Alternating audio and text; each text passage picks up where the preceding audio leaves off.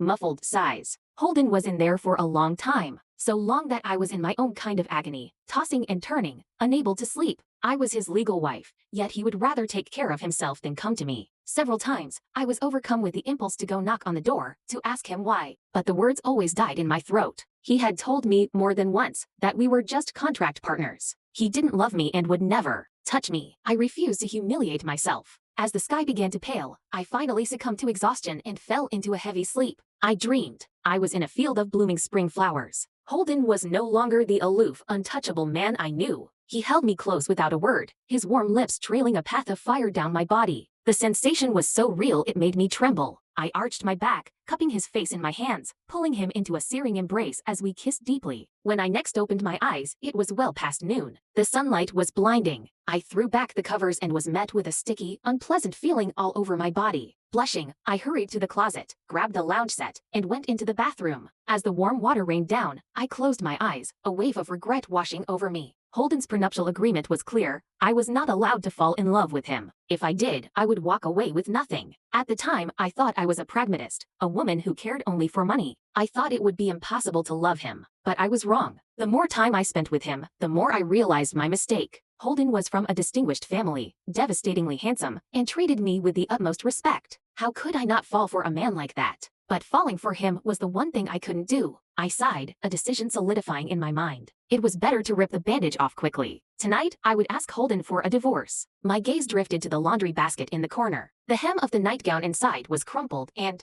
carrying his scent. My eyes widened. Holden had been in the bathroom for so long last night. Could he have been holding my nightgown to feel close to me? The image of his prim, proper, ascetic face flashed through my mind, contrasted with the thought of him, in secret, taking one of my personal items and doing that. My cheeks burned, the heat spreading to the tips of my ears. A wave of shame washed over me, quickly followed by a deeper, more profound sadness. Holden was a normal man with normal needs. Yet, he was so faithful to our agreement that he refused to touch me. As I was lost in thought, my phone on the counter buzzed. It was a message from Holden. Delaney, I've left a gift on the living room table as an apology for my behavior last night. I hope you like it. He was always like this. Polite, courteous, distant. Suppressing the bitterness in my heart, I replied without even looking at the gift. Thank you. I love it. After my shower, I went out to the living room. As promised, a beautifully wrapped velvet box sat on the coffee table. Next to it was a black phone. I recognized it as Holden's personal burner. He had two phones. His work phone never left his side, but he sometimes forgot this one. I walked over, intending to put it away for him. But as my finger brushed against the screen, it lit up, displaying the Notes app.